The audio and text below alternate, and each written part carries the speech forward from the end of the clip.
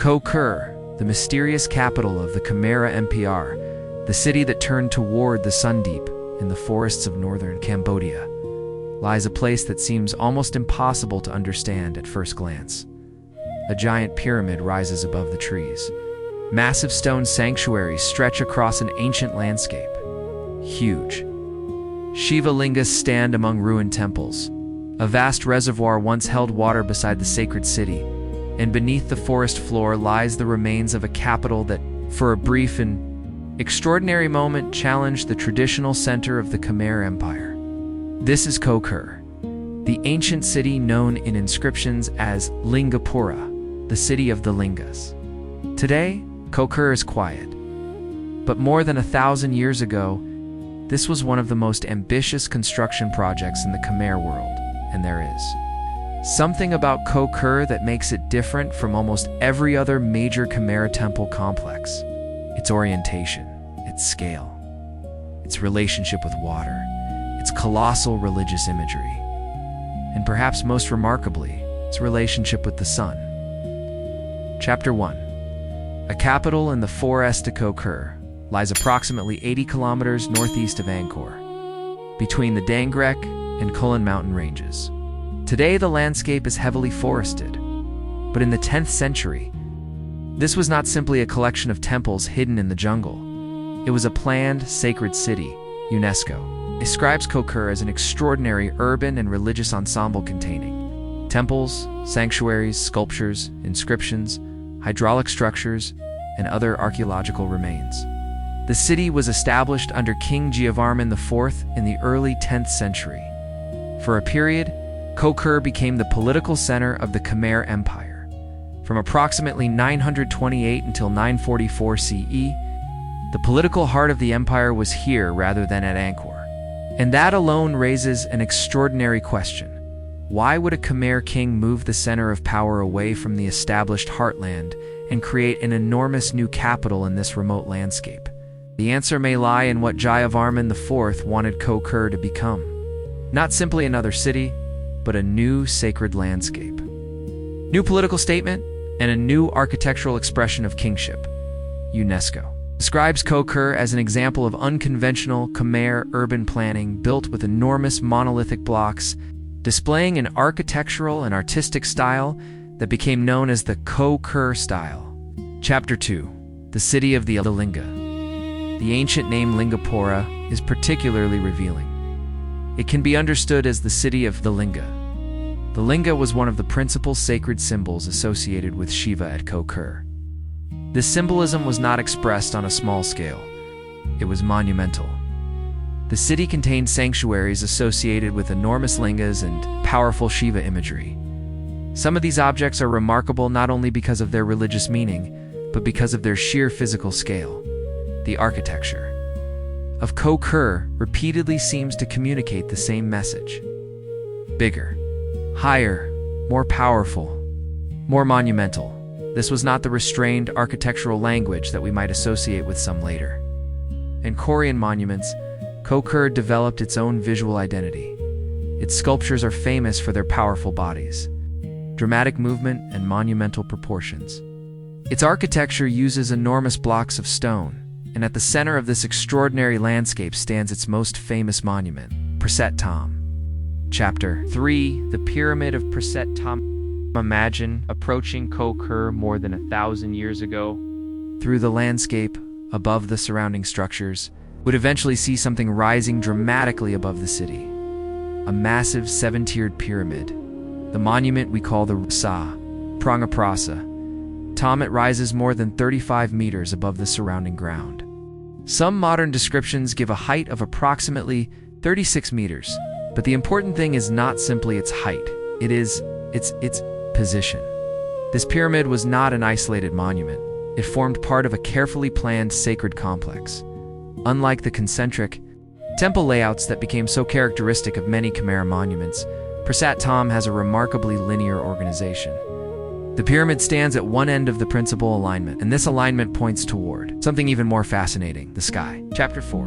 The 14-degree at the orientation of Prasat Thom. Instead of following a simple east-west line, Its principal axis is rotated approximately 14 degrees north of east. A detailed survey gives the axis at approximately 14 degrees and a few arcminutes. That may sound like a small difference, but on the scale of an entire ancient city, it is enormous. The reservoir known as the Rahal follows a similar, unusual orientation. The principal axis of the Rahal is also shifted approximately 14 degrees from the cardinal, east-west direction, and the relationship between the reservoir and Prasat Thom suggests that this was not simply an accidental orientation. Researchers have proposed that the topography of the land may have influenced the initial orientation, but archaeoastronomical studies have identified something even more intriguing. The direction corresponds closely with the rising position of the sun.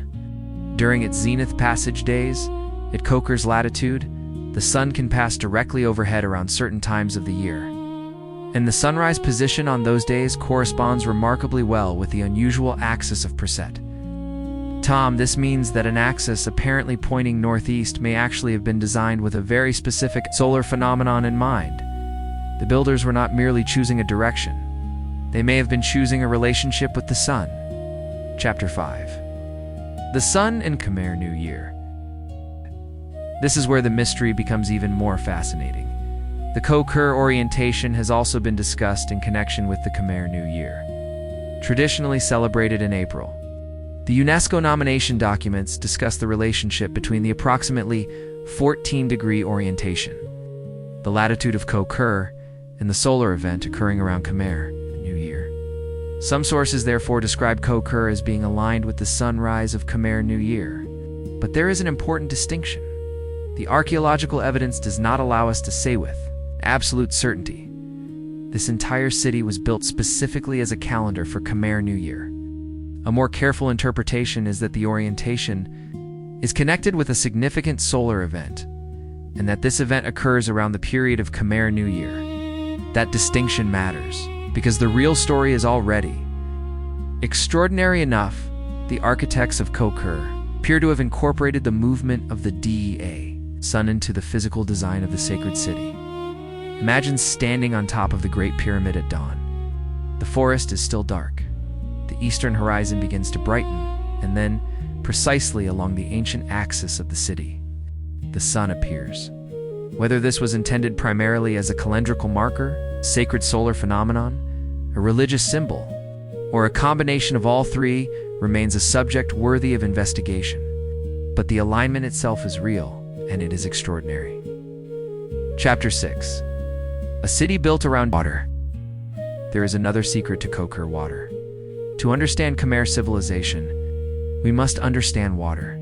The Khmer did not simply build temples. They built landscapes. Reservoirs, canals, dams, ponds, roads, bridges, and systems designed to move and control water across the environment. At Koh Ker, the enormous reservoir known as the Rahal dominates the landscape. It measures roughly 1.2 kilometers from north to south and around half a kilometer across. But the story does not end at the reservoir. Archaeological landscape. Research has identified evidence for a much larger network of dikes and channels extending for approximately 7 kilometers northward.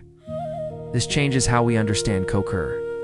The city was not simply a pyramid surrounded by temples. It was an enormous engineered landscape. Water was practical, but in the religious world of ancient Cambodia, water was also sacred. The sacred landscape could transform ordinary water into something connected with ritual, purity, and divine power. And this may help explain why massive reservoirs, temples, lingas, and processional spaces appear together.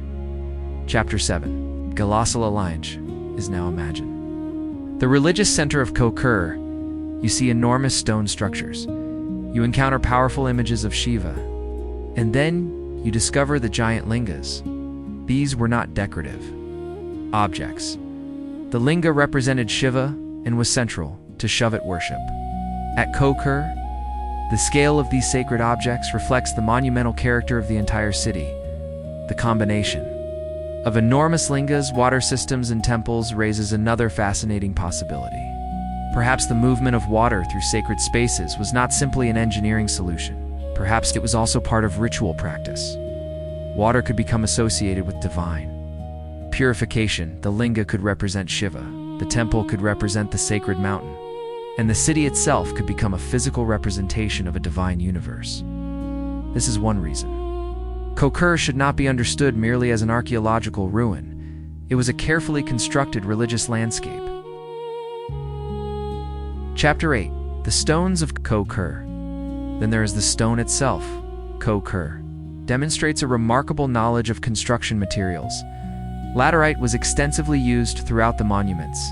Scientific analysis has identified minerals, including kaolinite, quartz, goethite, and hematite, within Koh Ker laterites. Some samples also contain magnetic minerals, such as magamite.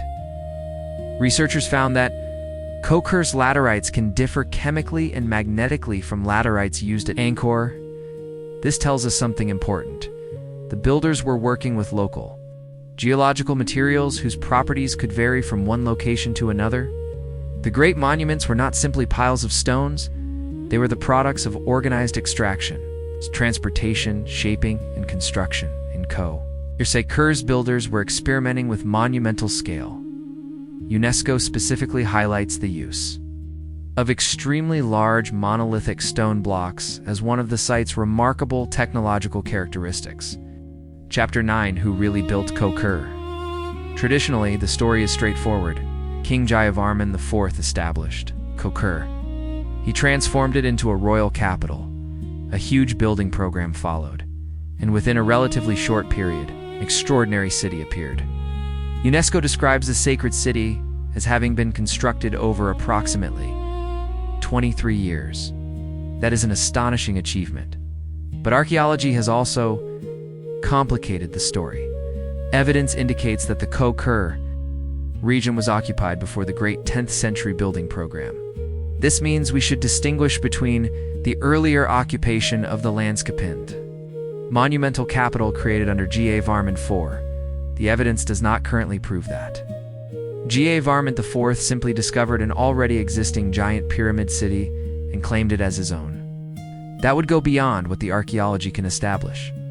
But it is entirely reasonable to ask whether the king selected this location, partly because of its existing landscape, sacred associations, roads, water resources, or earlier occupation. In other words, Jayavarman IV may have transformed an older landscape into a new imperial capital, and that may be an even more fascinating story.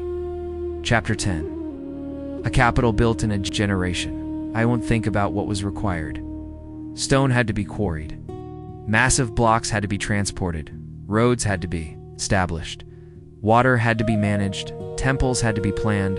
Workers had to be organized. Sculptors to produce enormous religious images. Priests had to conduct rituals. Farmers had to produce food. And an entire royal administration had to function. All of this happened in a relatively short historical period. Koh Ker is therefore not simply a religious project.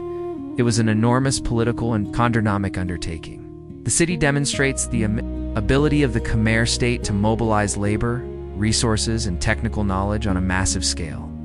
This is one reason Koh Ker is so important to understanding the development of Angkorian civilization.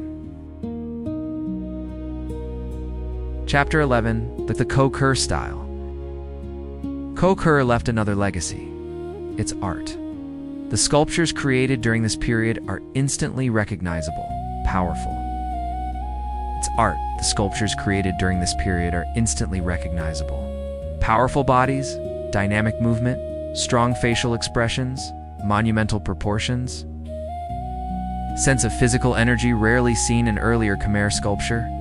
This became known as the Koh Ker style, and although the Koh Ker capital itself was relatively short-lived, its artistic influence continued. UNESCO identifies the Koh Ker style as an important development in Khmer art. With influence extending into later periods and beyond Cambodia, this is remarkable. A capital that existed for only a few decades produced an artistic vocabulary that would influence Khmer civilization for centuries. Chapter 12. Why did the capital disappear? And then, Koh Ker's extraordinary political moment came to an end. Around the middle of the 10th century, the center of Khmer political power moved back toward Angkor. The great city in the forest was gradually abandoned as the imperial capital. But Koh Ker did not simply vanish. The temples remained. The sacred landscape remained. The roads remained. The reservoirs remained. The stones remained. And eventually, the forest began to reclaim the city. Trees grew around the temples. Roots entered the ancient structures. Paths disappeared, and the Great Pyramid became increasingly isolated from the world. For centuries, Koh Ker survived as a forgotten chapter of Khmer history. Chapter 13. The city the forest could not arrest today. When you stand at Koh Ker, it can be difficult to imagine the ancient city. You see trees, ruins, broken sculptures, quiet pathways, but close your eyes. Remove the forest. Restore the roads. Fill the reservoirs. Reconstruct the temples. Imagine thousands of people moving through the city. Priests performing rituals.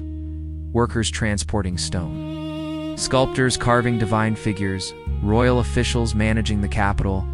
And above everything, 7 levels of Prasat Thom rising toward the sky at sunrise. The ancient axis stretches toward the horizon, the same direction chosen by architects more than 1,000 years ago. And suddenly, Koh Ker begins to make sense. It was not simply a collection of temples.